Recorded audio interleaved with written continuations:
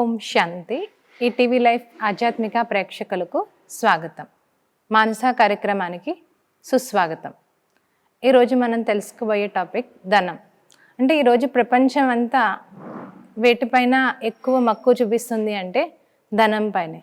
ధనం కోసం ఏం చేస్తున్నారో కూడా తెలియదు. ఇంకా ఈరోజు ప్రపంచం అంతా నడిచే ధనం ఇది. అందుకే అంటారు ధనం మీద జగత్. అంటే ఈరోజు ప్రపంచం అంతా ధనం పైనే ఉంది. ఆ ధనం కోసం ఈరోజు మనుషులు ఎలాంటి అరాచకాలు చేస్తున్నారంటే కూడా చెప్పడానికి వీల్లేదు. అలానే ధనం కోసం ఎన్నెన్నో కష్టాలు పడుతూ ఉన్నారు. ఆ కష్టం కూడా ఎంత ఉంటుంది అంటే చెప్పలేనంత కష్టపడుతున్నారు. కానీ కొద్దిమంది ఆ ధనం వెనకాల పడి ఎలా అయిపోయాము అంటే కొన్ని 2 నిమిషాలు ప్రశాంతంగా భోజనం చేద్దామా అనే ఆలోచన కూడా ఉండట్లే. ఆ భోజనం చేసేంత టైం కూడా ఎలా సంపాదించాలి, ఏం చేయాలి, ఇవే ఆలోచనలతోనే తింటున్నాం. ఇంకా మనం దేనికోసం ఉన్నామో ఆ విషయాన్ని పూర్తిగా మర్చిపోయి పూర్తిగా మన జీవితం ఉన్నదే ధనం కోసం అనుకుంటారు.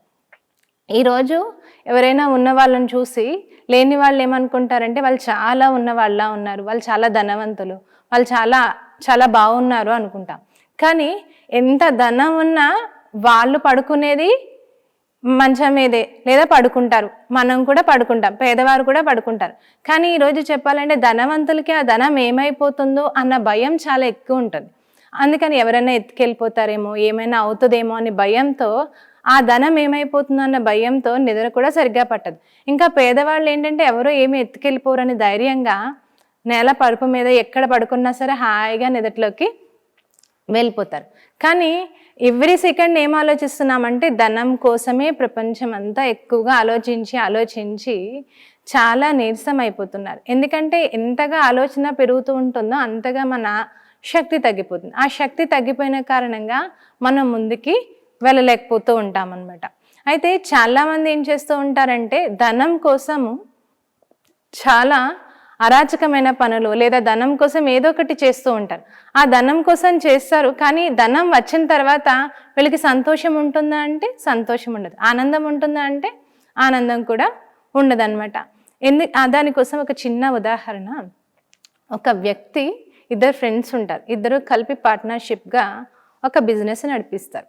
ఆ బిజినెస్ నడిపిస్తూ ఇద్దరిలో పార్ట్నర్షిప్ నడిపించిన తర్వాత ఇద్దరు ఒకరోజు వాటా కోసమని మాట్లాడుకోవడానికి కూర్చుంటారు. కూర్చున్న టైంలో అతను ఏమంటాడంటే నేను ఇంత ఎక్కువ ధనం పెట్టాను, సో నాకు ఇంకొంచెం ఎక్కువ ప్రాఫిట్ రావాలి అని చెప్తాడు. ధనం కోసం వాళ్ళిద్దరూ చిన్నగా మాట అనుకుంటారు. అనుకున్న తర్వాత ఆ వ్యక్తి వెంటనే ఏమనుకుంటాడు అంటే ఈ వ్యక్తిని తప్పించేస్తే అయిపోతుంది మంచిగా అని ఏదన్నా ఆలోచన చేయాలి అని అనుకుని, మంచిదైతే ఇద్దరం సేమ్ అలాగే మీరు ఎలా చెప్పారో అలాగే చేద్దామని అనుకుని ఇద్దరు కలిసి వెళ్దాం పైన మాట్లాడుకుందామని కలిసి పైకి వెళ్తాడు. వెళ్ళిన తర్వాత అక్కడి నుంచి నెమ్మదిగా ఎవరికి తెలియకుండా అతన్ని కిందకు తోసేస్తాడు. ఆ వ్యక్తి కింద పడి చనిపోవడం జరుగుతుందనమాట. చనిపోయిన తర్వాత ఇతనిది ఏం తప్పు లేదు అని అందరి చేత ప్రూవ్ చేసి అతను తిరిగి ఇంటికి వచ్చేస్తాడనమాట. మొత్తం ఆ ధనం అంతా తనే సంపాదించినట్టు తనే ఉంచుకోవడం జరుగుతుందనమాట. ఎప్పుడైతే అలా ఆ ధనాన్ని తీసుకుంటున్నాడో అప్పటి నుంచి తనకి లోపల ఆలోచన కలుగుతూ ఉంటుంది అనమాట. అనవసరంగా అతన్ని చంపేశాను అని లోపల చాలా బాధ కలుగుతుంది. ఆ బాధ ఎంత కష్టంగా అనిపిస్తుంది అంటే తట్టుకోలేడు. కానీ పోలే ధనం వచ్చిందిలే అని సంతోషంగా ఉంటాడు. అలా ఉండగానే అతనికి వివాహం అవుతుంది. వివాహం అయిన తర్వాత తనకి ఎంతో కొంచెం లైఫ్ సెట్ అవుతుంది, బాగుంది అని సంతోషంగా జీవించడం మొదలు పెడతాడు. అలా సంతోషంగా జీవించడం మొదలుపెట్టాక తన భార్యకి పిల్లలు లేకపోవడం ఇంకా బాధగా కలుగుతుంది. నేను చేసిన ఆ తప్పు వల్లే బాధ ఇలా అయ్యిందేమో అని అనుకోవడం మొదలు పెడతాడు. అయితే ఇంకొన్ని రోజులు అలా ఇలా కష్టపడి డాక్టర్ల దగ్గరికి వెళ్ళేసరికి అతనికి ఒక పిల్లవాడు పుట్టడం జరుగుతుంది. పిల్లవాడు పుట్టిన తర్వాత నుంచి అతనికి ఇంకా నరకం మొదలవుతుంది అనమాట. ఎలా నరకం మొదలవుతుంది అంటే ఆ పిల్లవాడికి ఆరోగ్యం అస్సలు బాగోదు. ఏదో దానికి ప్రతి సెకండ్ పుట్టడంతోనే అనారోగ్యంగా పుడతాడు. దానికోసం హాస్పిటల్ చుట్టూ తిరగాల్సి వస్తుంది. అది అయిపోయిన తర్వాత మళ్ళీ కొంచెం పెద్ద అయ్యాక ఇంకో రోగం వస్తుంది, దాంతో హాస్పిటల్కి వెళ్తాడు. ఇంకా ఆ పిల్లవాడి కోసం ఎంత కష్టపడతాడంటే ఇంకా అలా కష్టపడి ఆ రోగాన్ని తగ్గించడానికి ప్రయత్నం చేస్తాడు. లాస్ట్కి ఇంకా చాలా పెద్ద రోగం అని డాక్టర్స్ చెప్తారు, క్యాన్సర్ లాంటి వ్యాధి అని. అది విని అతను చాలా బాధల్లోకి వెళ్తాడు. అయితే మీ వ్యక్తిని బతికించే ఛాన్స్ ఉంది, మీరు 3-4 కోట్లు కట్టాలి అని చెప్తాడు. పోనీలే కడతాను అని చెప్పి డాక్టర్కి చెప్పగానే ఆ 3-4 కోట్లు ఇలా కడతాడు. కట్టగానే ఈ అబ్బాయి దగ్గరికి ఆపరేషన్ తీసుకెళ్తామని చెప్తారు. చెప్పిన తర్వాత లోపలికి వెళ్ళి ఆ అబ్బాయిని పలకరించడానికి వెళ్తాడు. ఆ అబ్బాయి ఒక చిరునవ్వు నవ్వుతా ఆయన్ని చూస్తాడనమాట. చూసి ఒక నవ్వు నవ్వుతూ అతను ఒక్క సెకండ్ ఒక మాట మాట్లాడతాడనమాట, నా అప్పు తీరిపోయింది అని వెంటనే అప్పు తీరిపోయింది అని అతని బాడీ వదిలేస్తాడనమాట. అతనికి అర్థం కాదు. తర్వాత ఆ విషయం ఏంటి అని తెలుసుకోవడానికి ఒక విద్వాంసుల దగ్గరికి అది వెళ్తే అప్పుడు వాళ్ళు చెప్తారు, నువ్వేదో పొరపాటు చేస్తావు, ఎవరి దగ్గర ధనం తీసుకుని ఆ ధనాన్ని నువ్వు నీకు నచ్చినట్లు వాడుకున్నావు, దానికి రెస్పాన్స్గా అతనే నీకు పిల్లవాడిగా అయ్యి తన అప్పు అంతా తీర్చుకున్నాడు అని చెప్తాడనమాట. అప్పుడు అతను అనుకుంటాడనమాట, నేను ఎంత సంపాదించానో అదే నాది, ఎక్స్ట్రా వేరే వారి ధనాన్ని నేను ఆశపడకూడదు అని ఆ వ్యక్తి అనుకుంటాడనమాట. అప్పటి నుంచి తను మంచి కార్యక్రమాలు చేయడం, మంచిగా ఉండడం, జీవితాన్ని సాగించడం మొదలు పెడతాడనమాట. అలా చాలా వరకు మనం ఏమనుకుంటాము అంటే, కొద్దిమంది ఈరోజు స్కామ్స్ చేస్తున్నారు ధనం కోసము, ఇంకొన్ని ఏవేవో చేస్తున్నారు. మనం ఎన్ని రకాలుగా ధనాన్ని సంపాదించినా మనం ఎలా సంపాదిస్తామో అది కూడా అలాగే నాశనం అయిపోతుంది. అందుకే చూడండి, కొద్దిమంది వ్యాపారాలు ఎలాంటివి ఉంటాయి అంటే అశుద్ధమైన వ్యాపారాలు చేస్తారు. అందుకే వాళ్ళ ఇంట్లో అందరికీ కూడా అలాంటివి ఏవో చిన్న చిన్న ప్రాబ్లమ్స్ వస్తాయి. దాంతో ధనం వేస్ట్గా ఖర్చు అయిపోతుంది అనమాట. అలా మనం సంపాదించే విధానం ఎలా ఉంటుందో దానికి తగ్గట్టుగానే మన ఇంట్లో ఖర్చులు కూడా అయిపోతూ ఉంటాయి. తెలియకుండానే దాని యొక్క బాధ్యులు అవుతాం.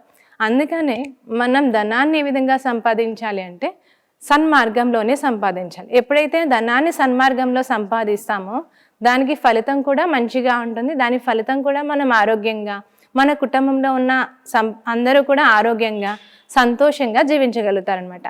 అందుకని ధనాన్ని ఎప్పుడు కూడా మనం ఎలా సంపాదించాలి అంటే సన్మార్గంలోనే సంపాదించాలి. అయితే చాలామందికి ధనం అనగానే చాలా ఇంట్రెస్ట్ అనిపిస్తూ ఉంటుంది. అందుకని ఏం చేస్తూ ఉంటారంటే, ఎవరైనా ఏదైనా స్పెషల్గా పంపించగానే ఏంటంటే, మీకు ఇలా అయితే బోల్డ్ ధనం వస్తుంది అని చెప్తారు. ఆ మాట వినగానే అందరికీ ఏమవుతుంది అంటే, ఏమీ ఆలోచించరు, ధనం వచ్చేస్తుంది కదా అని అందులో పడతారు. దానివల్ల ఏమవుతుంది, ధనం పోయి ఇంకా వీళ్ళకి లాస్ ఎక్కువ అవుతూ ఉంటుందన్నమాట. ఇవన్నీ కారణాలు ఏంటి అంటే, వీళ్ళకి విచక్షణ జ్ఞానం ఉండదు. ఎవరికైతే ఆధ్యాత్మిక చింతన ఉంటుందో, ఆధ్యాత్మిక ఆలోచనలో ఉంటారో వాళ్ళు ఏమనుకుంటారు అంటే, నా చేతులతో నేనేదైతే సంపాదించానో అదే నాది, ఎవరో ఇస్తారు అంటే ఆ సంపాదన నాది కాదు అనే ఆలోచన ఉంటుంది. అందుకని వాళ్ళు ఎప్పుడు ఎలా ఉంటారంటే, వాళ్ళు సంపాదించే దానిపైనే ఉంటుంది తప్ప ఏదో ఫ్రీ వస్తుందంటే వాటి మీదకి వెళ్ళదు. అందుకని వాళ్ళు ఎప్పుడు సంతోషంగానే ఉండగలుగుతారు. ధనం ఉంది అంటే ధనవంతులు అంటాం. ధనవంతులు అనగానే ఏం గుర్తొస్తాయి అంటే, ధనం పూర్తిగా ఉండడం, బంగారం ఎక్కువగా ఉన్నా, లేదా స్థలాలు ఎక్కువ ఉన్నా, ఇవన్నీ కౌంట్లోకి వెళ్తాయి అన్నమాట. ధనవంతులు అని, ఇంత ధనవంతులు అని ఇవన్నీ కౌంట్ చేసి చెప్తారు. కానీ ఇదంతా స్థూల ధనం ఎంత ఉన్నా కానీ అదంతా ఎక్కడ నాశనం అయిపోతుంది, ఇక్కడే పోతుంది. తర్వాత మనం వచ్చేది ఏదీ లేదు. అదే మన వద్ద జ్ఞానధనం ఉంది అంటే అది ఎప్పటికీ మనతోనే ఉంటుంది. అది మనం చనిపోయిన తర్వాత కూడా మనతోనే ఉంటుంది. మరి జ్ఞానధనంలో కూడా ఇలా రూపాలు ఉన్నాయా అంటే, ధనము అంటే ఈ జ్ఞానధనం ఉంది అంటే మన లోపల ప్రశాంతత, ఆనందం, సుఖం ఇవన్నీ కూడా ఉంటాయి అన్నమాట. ఈ జ్ఞానధనం యొక్క ఆభరణాలు ఏంటి అంటే ఎలా అయితే బంగారం, వెండి లేదా వజ్రాలు ఇవన్నీ చెప్తూ ఉంటాం కదా, అలా ఈ జ్ఞానధనానికి సంబంధించిన అసలైన ఆభరణాలు ఏంటి అంటే గుణాలు. ఈ గుణాలు ఎప్పుడైతే ఉన్నాయో ఆటోమేటిక్గానే జ్ఞానధనంతో నిండుగా ఉన్నట్లు అనమాట. అలా ఇంకా ప్లేసెస్ ఉంటుంది అంటే, ఎవరికైనా ఇల్లు స్థలాలు ఉంటాయి, ప్లేసులు ఉంటాయి, వాళ్ళంతా ధనవంతులు అంటాం. అలా జ్ఞానధనంలో ధనవంతులని ఎవరిని అంటారంటే, ఎవరికైతే జ్ఞానధనం ఉంటుందో వాళ్ళు ఎలా ఉంటారంటే, ప్రతి నడవడిక, ప్రతి మాట, ప్రతి వ్యవహారం అన్నీ చాలా ఉన్నతంగా ఉంటాయి. అందుకని వాళ్ళ స్థానాలు ఎక్కడుంటాయి అంటే ప్రతి ఒక్కరు హృదయాల లోపల ఉంటుందన్నమాట. ఎంతవరకైతే జ్ఞానధనం ఎక్కువ ఉంటుందో వాళ్ళ ప్లేసెస్ అన్నీ కూడా అందరి హృదయాల్లో ఉంటుంది. అందుకే ఈరోజు అంటే గాంధీ మహాత్ముడు ఉన్నాడు, అందరి హృదయాల్లో గాంధీ మహాత్ముడు ఉంటాడు. కారణం ఏంటంటే ఆయన దగ్గర సత్యమైన ఆధ్యాత్మిక జ్ఞాన చింతన ఉంది. ఆ విధంగా తన జీవితాన్ని నడిచిన కారణంగా ఇప్పుడు అందరి హృదయాల్లో గాంధీ మహాత్ముడు ఉంటాడు. అలా మనకి ఎప్పుడైతే జ్ఞానధనంతో నిండుగా ఉంటామో అప్పుడు ఏమవుతుంది అంటే అందరి హృదయాల్లో చోటుని సంపాదించుకోగలుగుతాం అనమాట. ఇది జ్ఞానధనం యొక్క గొప్పతనం. అలా అక్కడ ఏముంటుంది అంటే మనకి బ్యాంక్ అకౌంట్స్ ఉంటాయి. ఆ బ్యాంక్ అకౌంట్స్ ఎక్కువగా ఉన్నట్లయితే వాళ్ళు కూడా ధనవంతులు అంటారు. అలానే జ్ఞానధనంలో బ్యాంక్ అకౌంట్ ఏంటి అంటే ఈ జ్ఞానం అందరికీ దానం చేస్తూ వాళ్ళ జ్ఞానాన్ని ఉపయోగిస్తూ ఉన్న కారణంగా పుణ్యం యొక్క ఖాతా జమ అవుతుంది. ఇది వాళ్ళకి అకౌంట్స్ అనమాట. ఈ పుణ్య ఖాతా ద్వారా మన జీవితం ఉన్నతిలోకి వెళ్తూ ఉంటుందన్నమాట. అయితే ఒక వ్యక్తి ఈ పుణ్య ఖాతా యొక్క గొప్పతనాన్ని మనం తెలుసుకోవాలి. దానికోసం ఒక వ్యక్తి అంబాసిడర్ కార్లో వెళ్తూ ఉంటాడు అనమాట. అంబాసిడర్ కార్లో వెళ్తూ ఉంటే ఆ వ్యక్తికి ఒక FM రేడియోలో మాట వింటూ ఉంటాడు. ఏమని మాట వింటాడు అంటే ఈ ప్రపంచంలో మనం ఏదైతే సంపాదిస్తున్నామో, ఎంత ధనం అయితే సంపాదిస్తున్నామో ఇవేవి మనతో పాటు తీసుకెళ్ళలేం, ఇవన్నీ ఇక్కడే నాశనం అయిపోతాయని. ఆ మాట వినగానే ఆ వ్యక్తి చిరునవ్వు నవ్వుకొని మనసులో అనుకుంటాడు, ఎందుకు పట్టుకెళ్ళలేం, నేను పట్టుకెళ్ళి చూపిస్తా కదా, దీనికోసం ఏదన్నా ఒక ఉపాయాన్ని ఆలోచిస్తా అని ఆ వ్యక్తి అనుకుంటాడు.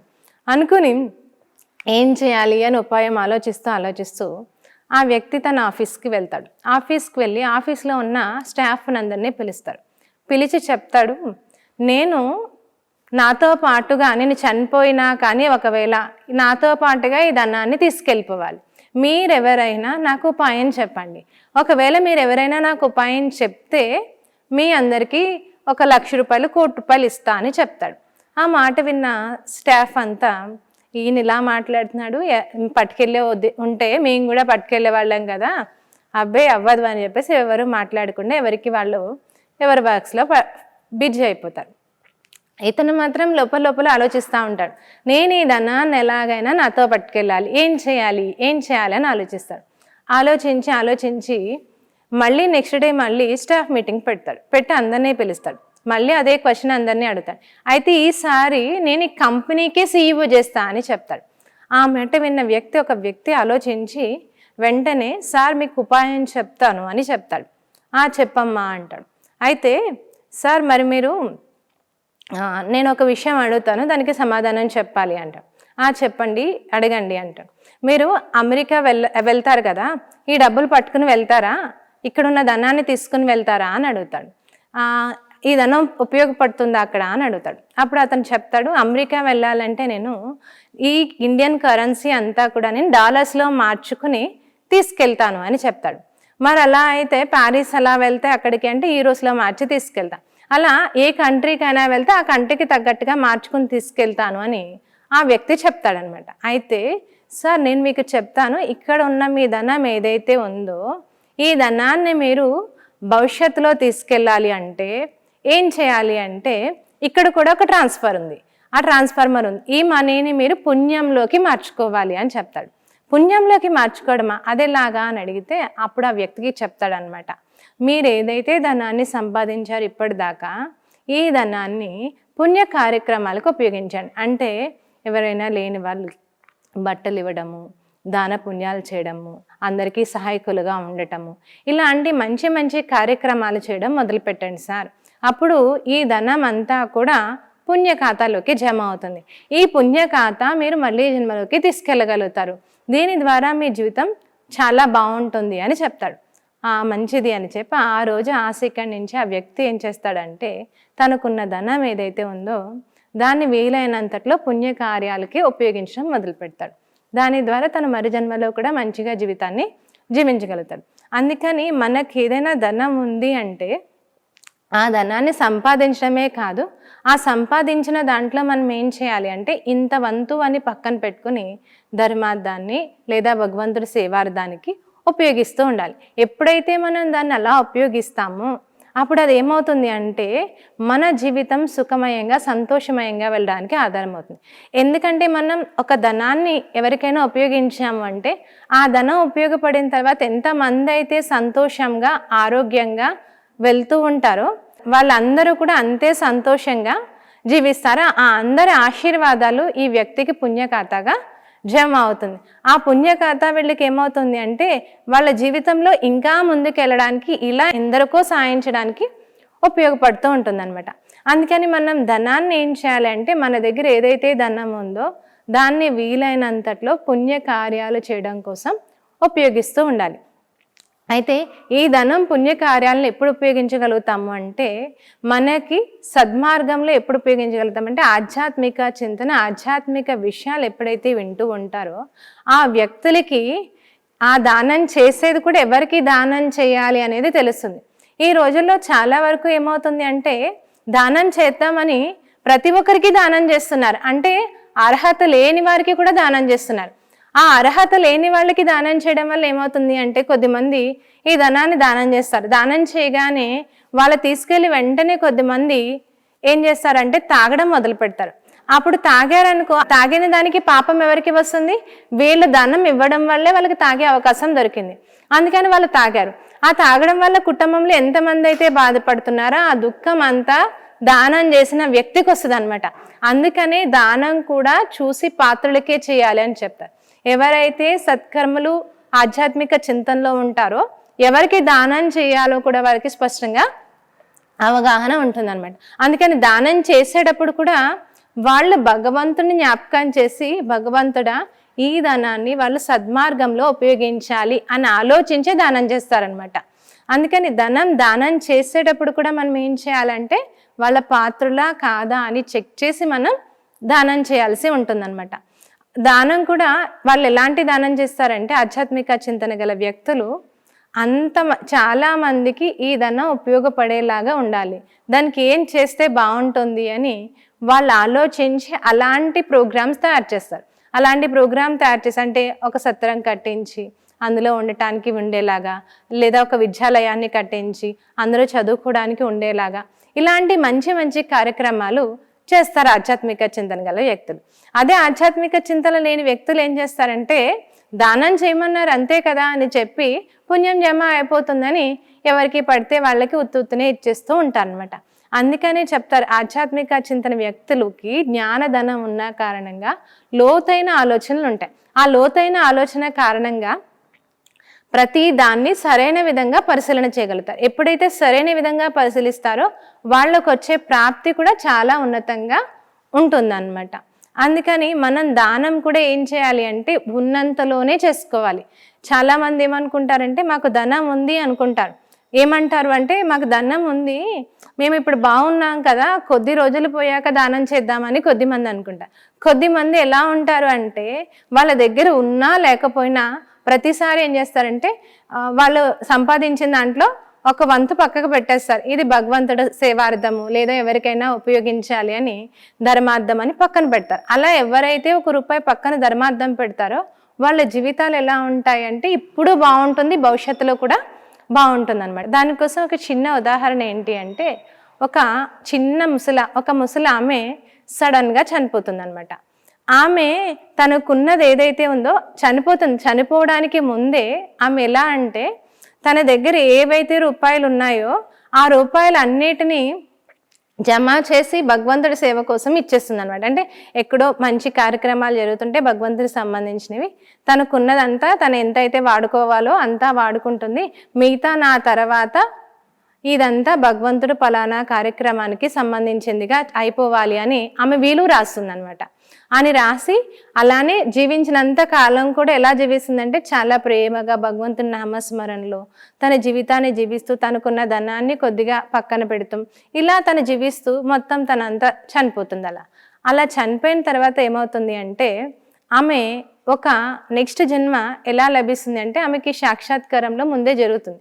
ఆమె చూస్తుంది అనమాట. ఏం చూపిస్తుంది అంటే ఒక పెద్ద ఉన్నతమైన కుటుంబంలో జన్మ తీసుకున్నట్లుగా వాళ్ళ పిల్లలకి వాళ్ళ చుట్టూ ఉన్న రిలేషన్ వాళ్ళందరికీ కూడా ఒక కళ రూపంలో వచ్చి ఆ కళ చూపించడం జరుగుతుంది. అంటే ఆమె ఒక గొప్ప ఇంట్లో జన్మించింది అని వాళ్ళందరికీ తెలుస్తుంది అనమాట. అలా ఉన్న వారం రోజులు 15 రోజులకి అక్కడ వాళ్ళ చుట్టాల్లో ఒక వ్యక్తే చనిపోతాడనమాట. ఆ వ్యక్తి చనిపోతే ఆ వ్యక్తి అంతకుముందు ఎలా అంటే ఒక మీడియం వ్యక్తి, చాలా ధనం ఉన్నటువంటి వ్యక్తి అనమాట. ఆ వ్యక్తి ఏమనుకుంటాడు అంటే నేను వీలు చేయాలి భగవంతుడి కోసం అనుకుంటాడు. కానీ రేపిద్దాం ఎల్లుండిద్దాం అవతలెల్లుండిద్దాం అని అనుకుంటా ఉంటాడు. కానీ తన దగ్గర ఉన్న ధనాన్ని ఇవి భగవంతుడి కోసం ఇవ్వడనమాట. దానివల్ల తను మళ్ళీ జన్మలో ఏమై పుట్టాడంటే చిన్న కుటుంబంలో, ఏమీ లేని కుటుంబంలో జన్మించడం జరుగుతుంది. అయితే మిగతా వాళ్ళ కళలో కనిపిస్తారనమాట. ఏమని అంటే ఈ వ్యక్తి సాధారణ కుటుంబంలో జన్మించినట్లు. అయితే ఈ వ్యక్తి భగవంతుని ప్రార్థించి భగవంతుడితో పోట్లాడడం మొదలు పెడతాడు. భగవంతుడా, నేనైతే నీకు ఇద్దాం అనుకున్నాను కదా, నువ్వేమో నాకు మరీ సాధారణం కంటే, నేను ముందు సాధారణంగా ఉన్నా, ఇప్పుడు సాధారణం కంటే హీనమైన జన్మనిచ్చావు అని భగవంతుడిపై పోట్లాడడం మొదలు పెడతాడు. ఆడు భగవంతుడు చెప్తాడు, నీకున్న సమయంలో నువ్వేదైతే చేసుకున్నావో అదే నీదైతుంది. నువ్వు వెళ్ళిపోయిన తర్వాత నేను ఇవ్వలేదా అని బాధపడితే దాని ఫలితం నీకేమీ ఉండదు అని చెప్తాడనమాట. అయితే ఏదైతే అయింది, నేను ఒక కళలోకి వెళ్ళి నీ కోసమని ధనాన్ని ఇచ్చేయమని చెప్తాను అని చెప్తాడు. అది ఇచ్చినా కానీ ఇప్పుడు ఆ పుణ్యం ఖాతా నీ జన్మలోకి రాదు, ఎవరైతే పిల్లల దగ్గరికి వెళ్ళిపోయిందో వాళ్ళ పుణ్య ఖాతాలోకే వెళ్తుంది అని చెప్తాడనమాట. అందుకని మనం ఏదైనా ధనం ఉన్నా ఏమున్నా అది ఎప్పటి లోపల చేసుకోవాలంటే, మనం ఈ బాడీని వదిలేసే లోపల, అంటే మనం చనిపోయే లోపల మనం ఎంత జమ చేసుకున్నామో అదే మనది అవుతుంది. మనం చనిపోయిన తర్వాత మనం ఎంత జమ చేసుకుందామన్నది మనది కాదు. అందుకే మన దగ్గర ఏదైనా ధనం ఉంది అంటే మనం ఉన్నంతలోనే అన్నిటినీ సంపాదించుకోవాలన్నమాట. అంటే జమ చేసుకోవాలి. అంటే మామూలుగా మనం ఏం చేస్తామంటే స్థూలంగా ధనాన్ని జమ చేస్తూ ఉంటాం. ఆ జమ చేస్తూ ఉంటే అది లాస్ట్లో మనకి ఏదైనా పరిస్థితి వచ్చినప్పుడు ఆ ధనం ఉపయోగపడుతుంది. ఆ ధనం ఉపయోగించి మన జీవితాన్ని ముందుకు సాగించగలుగుతాం.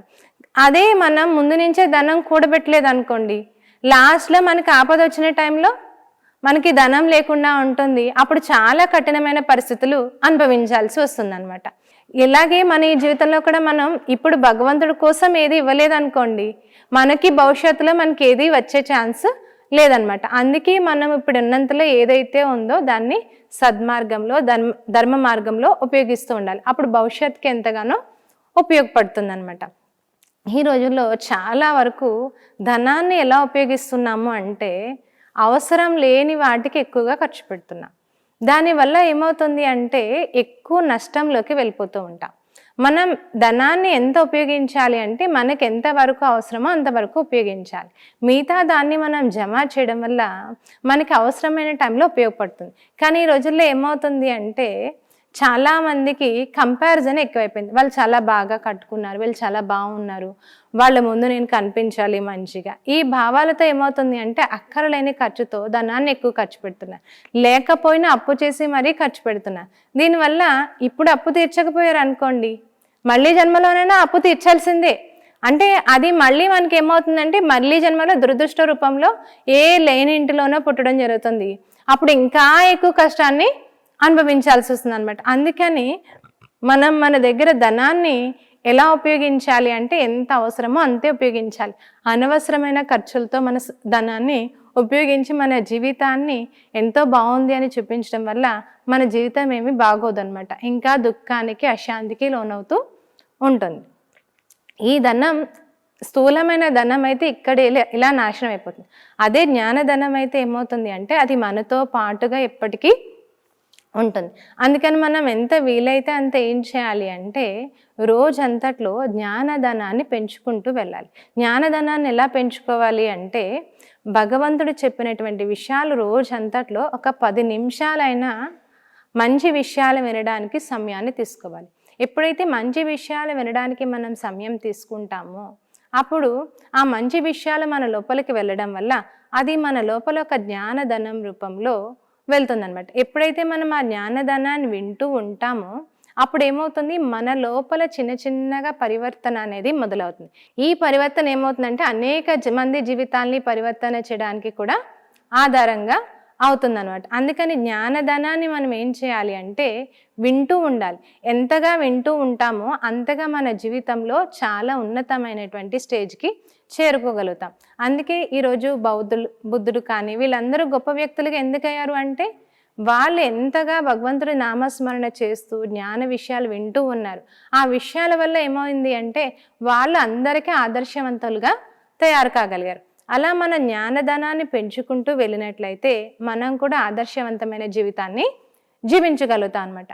జ్ఞానధనం ఏం చేస్తుంది అంటే మనలో ఉన్నటువంటి ఒక్కొక్క క్వాలిటీని బయటకు తీసుకొస్తూ ఉంటుంది. అంటే క్వాలిటీ అంటే శాంతిగా ఉండగలుగుతాం.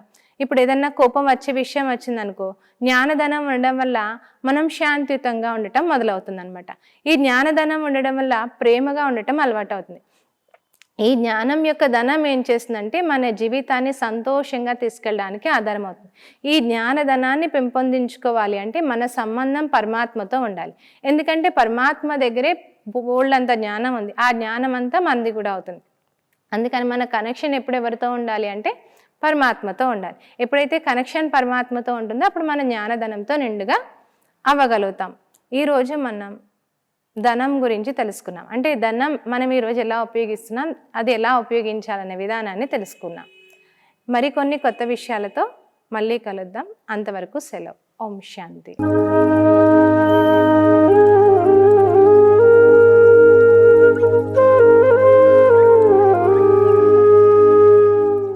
ఈ కార్యక్రమాన్ని తిరిగి చూడాలనుకుంటే www.youtube.com/ETV Life Spiritual లో చూడవచ్చు.